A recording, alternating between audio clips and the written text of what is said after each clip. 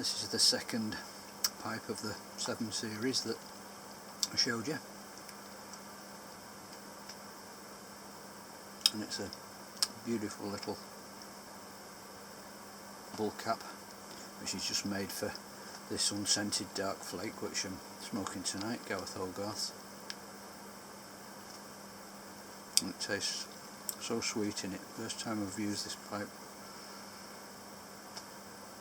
it was probably the worst one as well. It was totally carboned up.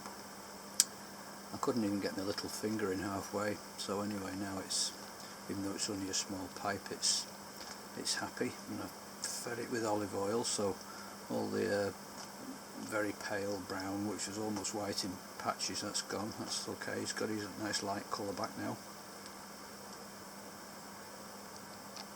So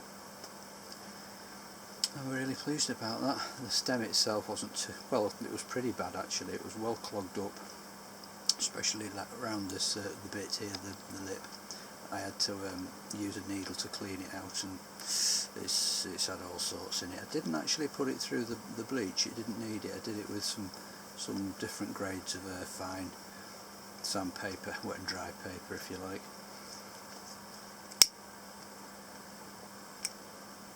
And as you can see, it's come up very nicely. And this is a My Pal pipe made in Italy. So I think it's going to be a good little pal, as it's called, My Pal. I've got some others which are similar. I've got one which is very similar, and it's like the one last night. It looks like a Czechoslovakian one because I can just about make the writing out on the bottom. And a bit of a mishap with one actually, because they've all had the metal stingers in, and I've got them all out. I thought I got them all out. Anyway, I looked at one which had the stem was halfway out, and as I pulled it out a bit I could see there was a stinger in. Anyway, I managed to get it out, and then I did have a mishap. I was in a bit of a rush actually, I shouldn't have been. I used the pliers to pull it out, and most of the metal came out, but it left a piece in, so I thought, oh dear, that's going to be fun. So with this shard of metal, probably about a quarter of an inch in, I thought, right, well, I'll try and push it out from the other end. So I got a nice piece of stiff wire in, pushed it forward a little bit, then it jammed again. As I was pulling it out, a piece of the lip snapped off. Fortunately, it was a good clean break, so I've glued it back on. Not this one very like it. I've glued it back on, so I'm leaving that one to set for a few hours. Hopefully it'll be okay, otherwise I'll have to get a new stem for it.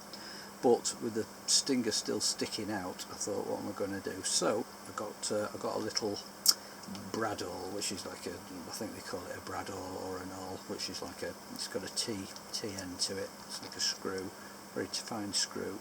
Pushed the screw into the metal bit a few inches, and it started to come out. Screwed it in again, pop, and hey presto, it came out. So that was good anyway. So I gave them all a good clean, and someone was asking me why there's sometimes a gap between the wood and the actual vulcanite or whatever it is, of the stem there sometimes, and it's usually you get caked up with tar and bits of tobacco and things. So if you take a pin or a needle and go around it carefully, wet it with some Q-tips, cotton buds as we call them, in some strong alcohol, give it a good soak in, and then it'll usually come out. Very often it'll pop back in. So just a few tips there.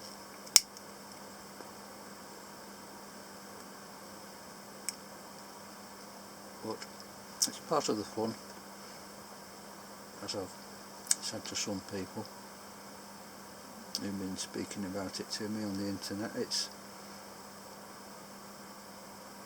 part of the piping pleasure really, is to do things up yourself at times. I know some people haven't got either the patience or just the time to do it, so they just want to buy a pipe and use it. Fair enough, nothing wrong with that, but I've always liked messing about with pipes ever since I was a kid, ever since I was first sitting in a farm field trying to sort out an old pipe I had and stuff it full of carrot leaves and anything else I could find. it's going to be a nice little pipe, this.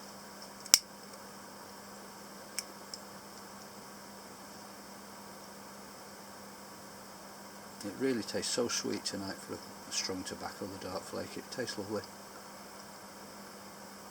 It really does. And even though it's the unscented one, there's still a slight essence of the Lakeland floral essence there. Probably the presses that they use, it's probably got a few stains off the aromatic ones, and it just gets in, or it's in the atmosphere, I don't know. It's only very, very, very slight though. It's just a good, strong, dark white taste. Got the Virginia in there, it's definitely got a bit of sweetness as well, which is just so great. It just comes over as a sort of a molasses sweetness. Lovely. In some ways you could say it was like Mac Barron's H&H Bull Kentucky, but I'd say this was sweeter, the dark flake.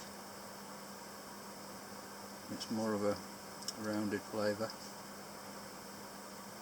There again, 1792's got a similarity, because that's quite strong, but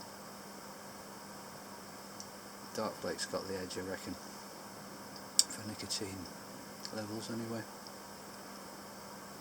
Very nice. Anyway guys, so that's number 2 sorted out. My pal. Speak soon. Keep it smoky.